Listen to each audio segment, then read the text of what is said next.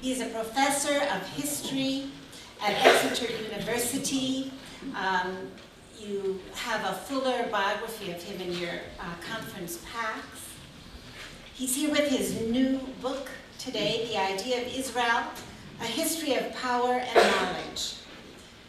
Last evening, your book was described by our patron Abby Schlein as the best on the continued role of Zionist ideology. So perhaps you'll tell us a bit about that today, and of course we do want to hear your latest perspectives as well. So I now invite Ilan Pappe to come to the microphone. From ethnic cleansing toward a political solution. Ilan, thank you.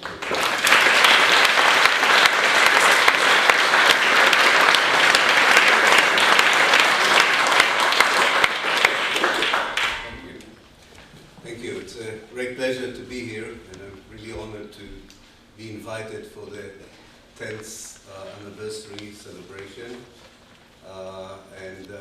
As I'm honored to be a patron of this incredible movement, organization. I met Shoshana and Jeff, I think for the first time in 1977, when I quoted a very lovely young student in the Hebrew University who became my wife, because they were their neighbors. And we were all then engaged in trying to empower, if you remember, North African Jews who were living in poor neighborhoods, because we thought for some reason that the West Bank was not the real issue. Little did we know that we will meet here so many years after in different capacities. So it's kind of a closure, which is nice to see you all here. The main focus of my talk will be the term ethnic cleansing, and I think Jeff made a very important remark that ethnic cleansing is a legal term, and therefore if you accuse someone of practicing ethnic cleansing, you can, in theory at least, bring that someone, whether it's a state or a politician or an army general, you can bring them to court. Because it is defined as a crime against humanity. Of course, you cannot bring a whole state to a court, but there is a public court. There is a moral, ethical, international community, I would hope.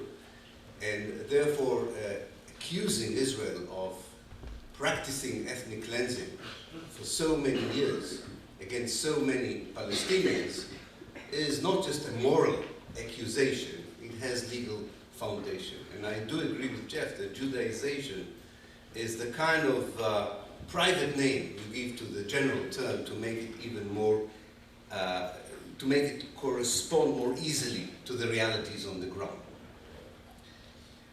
The ethnic cleansing, to my mind, is part of the Israeli DNA, the Israeli Jewish DNA. It's part of the Israeli Jewish DNA. And when you talk about ethnic cleansing, you have to understand, I would preface it by saying 3 short attributes about ethnic cleansing, which I think are important, and I think clarify what the Zionist movement did until 1948 and Israel did ever since 1948. The first thing about ethnic cleansing is that it is a perpetual kind of process. It never really ends until it totally collapses.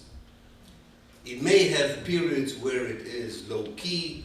It may have periods when ethnic cleansing becomes a dramatic, revolutionary event, but it becomes a way of life for those who want to get rid of the other ethnic group. And as long as the other ethnic group is there, ethnic cleansing is part of your thinking, of your strategy, of your policy, even if you don't articulate it every day as a master plan or a blueprint for how to deal with the Palestinians wherever they are. Ethnic cleansing is something most Israeli Jews are practicing directly or indirectly ever since the first Zionist settler came to Palestine in 1882. The presence of the Palestinians in Palestine was and is the biggest problem for the idea of a Jewish state. And there's no way around it. Unless you give up the idea of a Jewish state. Then there are many ways around it. But if you insist that Palestine has to be a Jewish state, you become an ethnic cleanser the moment you say that Palestine is a Jewish state. And it's amazing, it's such a simple truth. And in my last book, I was trying to show how successful were Zionist academics and diplomats, and then Israeli academics and diplomats, in selling us a story which says, no, it's far more complicated. It's far more complicated. It's not true that if you say that Palestine is a Jewish state, the Palestinians have no place there.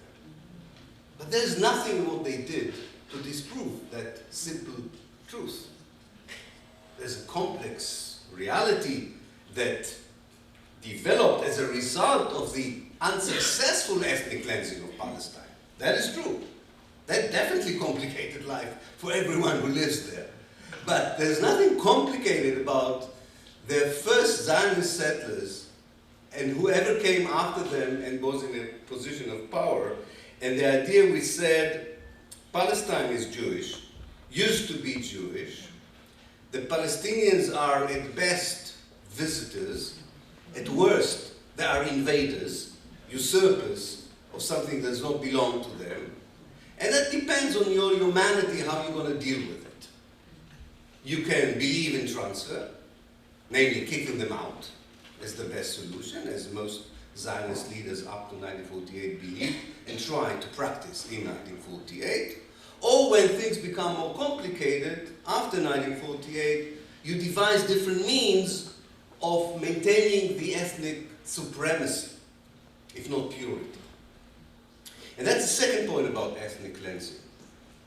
Quite surprisingly, Plan B for an ethnic cleansing, Plan A is clear, it's ethnic cleansing. You kick people out. Plan B for ethnic cleansing, when circumstances do not allow you to expel massively people, is not allowing them to leave the place where they are. Caging people in their villages, in their areas, not allowing them to expand in a spatial way, not allowing them to cultivate the land, but saying to them, this is Palestine, this little village of yours is Palestine, but you're not allowed to leave it, you're not allowed to expand it, is also ethnic cleansing. Because you keep them under supervision, in a prison, in their own homeland, but you make sure that your ethnic purity is not intoxicated, is not affected. And that's what Israel has been doing since 1948. In 1967, we have now the documents of 1967 open to us. The Israelis are still declassifying, interestingly, documents. Somehow they hope, and that's what my last book is about, somehow they hope that the scientific truth and the moral validity of Zionism would meet together. And one day a great group of scholars would say, scientifically, Zionism was correct. And I think that's one of the reasons they still declassify documents. And they can rely, as I write in my book, they can rely on Israeli academia. Most Israeli academics go to the archives and enter the archives, Zionists, and leave them Zionists. So they use the documents in order to validate the Zionist main argument, not to challenge it. But those who did challenge, like me, find themselves eventually in nice exile in southwest England. So it's not very conducive to challenge with documents the Zionist narrative. It's much better to challenge it out of intuitively or conceptually. That's less dangerous in the eyes of the Israelis. But if you claim that your challenge comes out of your research, that makes it more terrifying to the Israelis. Now, anyway, that was a by-side about the 67 documents. The 67 documents give us a view into the debates in the Israeli government immediately after the occupation of the West Bank and the Gaza Strip. Half of the government that had to decide what to do with the occupied territories, half of them, were young generals in 1948 who were involved in the ethnic cleansing of Palestine, in the expulsion of 750,000 Palestinians, the demolition of 500 villages, half of Palestine's villages, and half of Palestine towns. They became ministers in the 67 government. And it's not surprising that their point of view was Zionism finally has control over the whole of Eretz Israel, that is mandatory Palestine, and it does not have to incorporate the 1.5 million Palestinians who live there, because that would make sense. You kick out 1 million Palestinians, you don't want to include another 1.5 million because of the 67 war. So they said, why not do what we did in 1948? Let's kick them out. But half of the government were not ethnic cleansers from 1948. They were more measured kind of politicians. The most important among them was Levi Eshkol, the prime minister, who said, you can't do it. You can't do in 67 what you did in 48. The war is over, first of all. In 48 we did it while the war was going on. Secondly, there's television today, he said. Thirdly, he was not sure that you can kick out people twice, because many of the Palestinians were refugees. So there was plan B offered by Yigal Allon. Let's just kick out the Palestinians from the Gaza Strip and put them in the West Bank and then try to move them out, some of them to Jordan. They kept playing, and of course, eventually, the man who decided about Israeli strategy ever since then until, I would say, 1977, Moshe Dayan, said, no, there's a different way of doing it. We will never return, he said, the occupied territories. There's no need to think about that. But we can't kick out the Palestinians. But we can keep them as citizenless citizens. There's no harm in this. And he kind of devised, together with his nemesis, actually, but they had to cooperate, Yigal Allon, they devised the strategy for Israeli policies ever since. They said, let's divide, first of all, the West Bank and the Gaza Strip into two parts. One that is obviously part of Israel. The end result of this is Area C today. The second part is where the Palestinians live. And remember, the Palestinians, if they are not allowed to move, as far as the Israelis are concerned, they're ethnically cleansed. Namely, they're not a problem. If they stay where they are, and they're not allowed to expand, and they're not allowed to connect, then the problem is solved. You don't have to expel them. And that's, if you want, is Area A and B today of the West Bank, and the Gaza Strip, and the Gaza Strip. He also said, with the help of Abba Eban, of course, we don't have to propagate this as our strategy. We need to talk about peace. We need to do a peace process, and so on. But as Yigal Allon called it, we need to establish עובדות התיישבותיות, settlement facts, or something like that. I don't have any better translation for עובדות התיישבותיות. Namely, we don't have to negotiate everything. We have to establish facts on the ground that for us clarify which part of the West Bank, which territory we need, and which demography we don't need. The amazing thing is how we all in the world later on accepted this as a peace plan, as a kind of an impulse to reconcile with the Palestinians. This was a version of a mega prison, the biggest prison in the world. There was a kind of a soft version of this prison, if you want, an open prison. If the Palestinians accept it, behave well, they can even work out of prison. Namely, they can work in Israel. And maybe they're allowed to go out and in, in vacations. But if they are resistant, and they resisted every now and then a kind of an ultra-maximum prison is imposed on them, with demolition, with collective punishment, and I don't have to tell you everything you know that has happened, the repertoire of Israeli atrocities ever since 67. But I want to come back to my main point.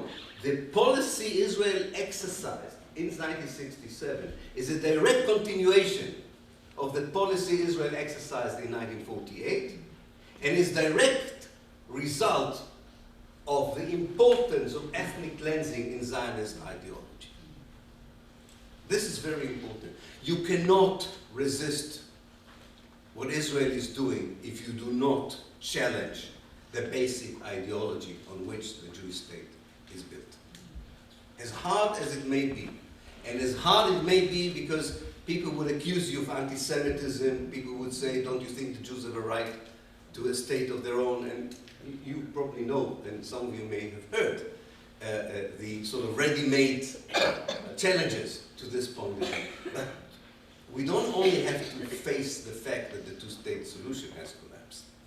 we have to face the fact that the idea that there could be a state that is part of the civilized world, that is part of the Western world, and still claims that ethnic consideration of purity, of exclusivity, and supremacy is a legitimate state.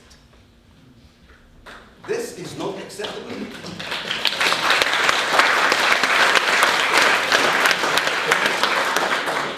For many reasons, the United States and the West say, yes, we can have a Jewish state which is racist, that is oppressive, that does to the Palestinians what it does, for all kinds of reasons. First, it was the Cold War, maybe it's the Holocaust. I don't want to analyze the Western legitimization of Israel. It deserves another lecture. But one can understand where it comes from. Of course, it's not a direct riddle. But it's time to look at who was at the receiving end of this legitimization. And the time has come to ask ourselves, what does it mean to delegitimize it? Because if it is not delegitimized, if it is not stopped, as I said, ethnic cleansing doesn't stop until it achieves its absolute solution. So it will continue. The old, one of the targets inside Israel now is Old Acre. Acre, I don't know if you know about Old Acre. Lovely city, north of Haifa. 20,000 Palestinians are crammed into the old city of Acre and are in danger of being ethnically cleansed. Palestinians in the south of Israel have been ethnically cleansed as we speak, and are struggling very courageously and successfully so far against this idea. Greater Jerusalem area, the Galilee, it's not just the West Bank. It's not just the West Bank. There is a whole notion at the heart of the Zionist project which says, yes, we can tolerate the status quo as it is. That is true. If the Palestinians accept the reality as it is today, and would say, okay, this is the map for the next 50 years, I think most Israelis would agree with it. Namely, together with house demolition, political arrests, checkpoints, poverty, unemployment, and so on, whatever comes with it. But there is still a far more important notion at the heart of a Zionist perception of reality today, that without the Palestinians it could have been much better. That Israel could not only survive, it would thrive. And this is such a poisonous way of looking at things. I have two boys in Israel, and I hear the teachers, I hear the friends. It's so embedded in the DNA. It's unbelievable.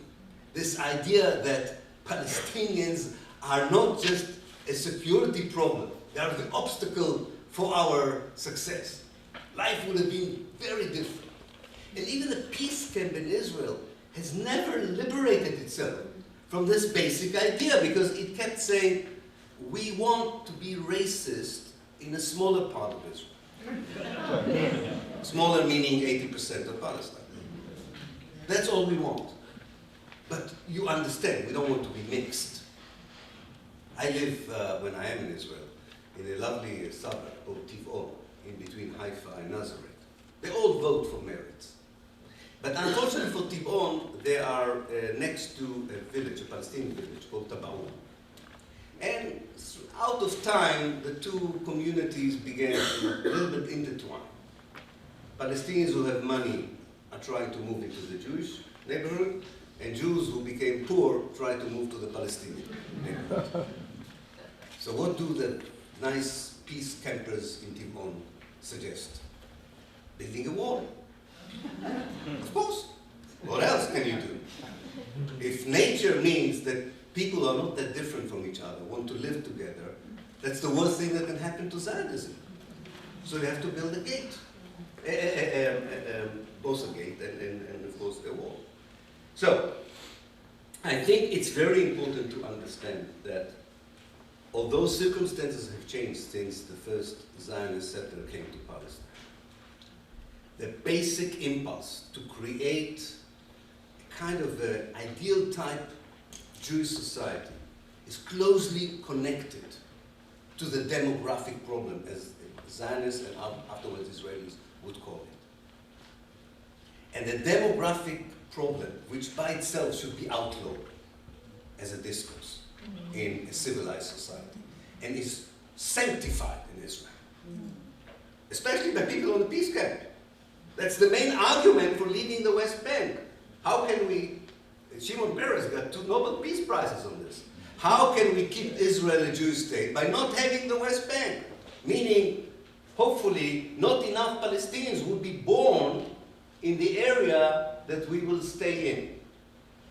Or, I don't know what, maybe Palestinians would convert to Judaism. Or Palestinians would disappear. And if they don't, maybe we'll even be willing to, give up more space. Just God forbid. Don't allow us to be in a state that is mixed and has a large number of Palestinians in it. Now, in order to struggle against it in a practical manner, I want to connect to what Jeff was talking about. I think that I agree that the Kerry initiative, or the failure of the Kerry initiative, is a kind of an invitation to a funeral that already took place 2 years ago, when we were not told that the two-state solution died, and actually there was a funeral, but nobody invited us. So this is kind of a voice from the past. I totally agree, and I do agree that it creates not only a moment of chaos and danger, but also a moment of opportunity. And I think it's usually that way in history, when there is a realization that a certain perception of reality doesn't work. It is the chance of pushing forward new perceptions of reality. And unfortunately, sometimes the readiness to accept new perceptions of reality has to be accompanied by a big implosion. And I'm afraid that, despite Jeff didn't talk about it, I'm afraid that the collapse of the two-state solution, the collapse of the PA, would not be a tea party. It would be a very bloody event, unfortunately. But it is time for rethinking, reframing maybe the relationship between Jews and Palestinians on the ground. And there are 3 points with which I would like to end that are connected to this, if one accepts my analysis, that the main problem over the years is the ideological racist perception of Zionism. Not the security issues, not religion, not everything else that people like to throw in as explanations for why Palestinians and Israelis have been fighting each other for more than a century. Of course, there are other reasons, and there is involvement from the outside, there is the military industry. All of it plays a role, but I think it's important to get to the core of the problem, and I think that's the core of the problem. And at that moment, this dangerous moment of opportunity, one may call it this way, one has to do, to my mind, at least 3 things. One is to change the language. I think it's a bit ridiculous, and I don't want to offend anyone, but I think it's, even Jeff started to concede it, I think, when he was talking. I think it's a bit ridiculous to talk about the occupation. It's not a very useful term, the occupation. You don't occupy a place for 46 years when you exist only 19 years. It's like I have such, because of all kinds of marriages in my family, I have an uncle who's 7 years old. That's like saying that that there is occupation of the West Bank. Israel is 19-year-old kind of settler colonial state, hardly finishes its second decade, and it occupies, and then it occupies another piece for another 46 years. That's not occupation. What is happening in the West Bank, especially after we saw this map is not accidental. This is the result of Israeli strategy. It didn't sort of happen to unfold this way. This is the end result of a strategy, not of the Israeli right. The Israeli right-wingers, by the way, muddled the map with the messianic idea that you should settle where the Palestinians were supposed to be enclaved. They really ruined for many Israeli strategies what the Labour Party wanted to do. But that's more or less the Labour Party map of '67. That's what they envisaged the West Bank to look like. That's not occupation. That's ethnic cleansing in different means. Part of it is annexation, and parts you annex, you do try to get rid of the unwanted population, and the other parts, you leave the unwanted population in a way that it cannot move. I heard an Israeli explanation by geographers who explained that the Palestinians don't like to move away out of their houses. They don't need, I like the settlements, they don't need green spaces, they don't need spaces between houses. They like to live at the parameters of their houses. Because it fits the Israeli strategy that Palestinians don't need any space, they just need housing. And that's why that's not occupation. This is the final phase of trying to create the impossible idea of a Jewish state instead of Palestine at the heart of the Arab world. It's not going to happen. It's not going to succeed. It can succeed for another 30, 40, 50 years. But history teaches us that alienated invaders do not have a chance in the long run. And Israel behaves like an alienating invader. It shouldn't be that way, but that's the way it is. So that's the first point. Changing the language. Occupation is not the right language to my mind. As peace process is not the right language. Israel didn't occupy a state called Palestine, and the two states now have to reach a peace conclusion. The Jews are a settler colonialist society that have to come to terms with the native population of Palestine. There's a third generation of settlers, like in South Africa. These settlers have nowhere to go. They have to be part of the solution. They have to be part of the future. We have to find out what is the best way of reframing the relationship between the settlers and the natives. Respect their rights, their collective sensitivities, whatever. I'm not saying that I have a ready-made solution, but I think this should be the conversation. How do we, as Israeli Jews, get legitimacy from the Palestinians? Not how the Palestinians get legitimacy from us to stay in area A and B. It's the other way around. It's high time that we would ask the Palestinians, after all we did, after everything that happens, and nobody is as great as Ahmadinejad to suggest that we should go because we have nowhere to go. But what is the best political outfit? And Jeff rightly said we should leave all these options open. But at least that should be the conversation, reframing the relationship. Not on the basis of a peace process. That's the last important thing, peace. It's how to reconcile what you had done to the native population and your wish to be part of that country because I'm part of that country as well, even if my parents settled there in the 1930s, and therefore my children are part of that country. So how do we reframe it? It's a different conversation. It's not about peace.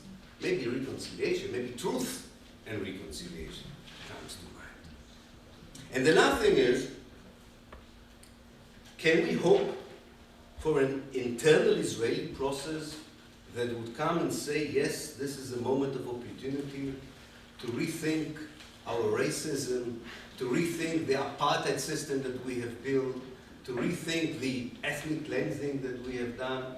Historically, unfortunately, the answer is that internal processes like this cannot happen by themselves. The only way of enhancing them, of making them effective, and you need a change from within. You will never be able to do it without a change. You need the pressure from the outside. And if you read even someone like the Guardian's correspondent in Israel who wrote yesterday an opinion editorial in the Guardian, a woman who had a long public debate with me many years ago against, she was totally against the BDS and so on.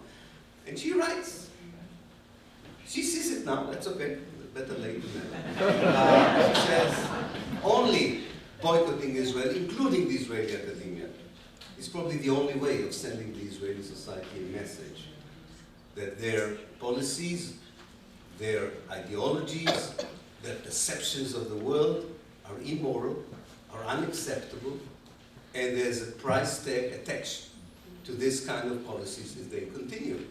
I think even John Kerry said it, in a way, in warning the Israelis.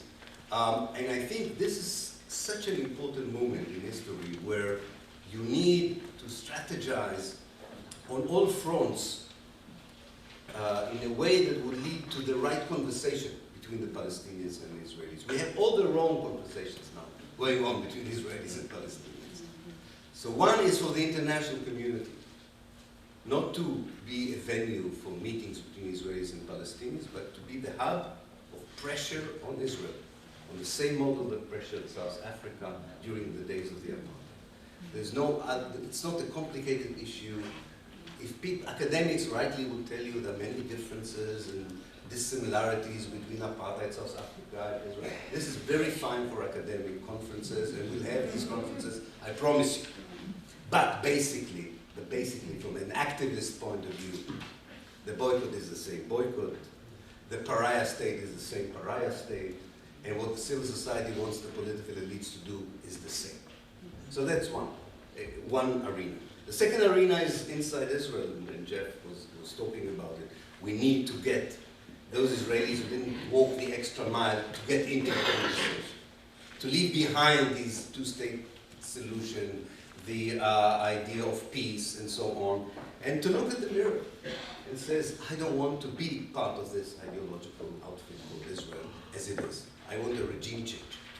That doesn't mean that I have to lose my homeland. It doesn't mean that I have to lose my Jewish identity. It just means that I'm not part of a racist ideology that has victimized Palestinians and also Jews for so many years.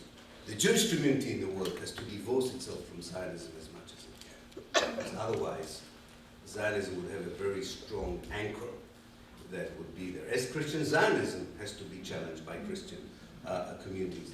And the Palestinians have a lot on their plate. They have to unify, they have to strategize, they have to defragment the Zionist fragmentation of themselves to different groups. Everyone has a lot to do. But I agree with Jeff, in the end of the day, all of these forces on the ground have to strategize jointly. But part of the exercise begins, I think, with language. Ethnic cleansing, apartheid, racism is part of, or settler colonialism, is part of the 4 new entries, if you want, in the new dictionary that has to replace the old dictionary of the peace process, the 2 states, the legitimate rights of both sides, and all this paradigm of parity that has perpetuated the suffering rather than bringing an end to it. Thank you.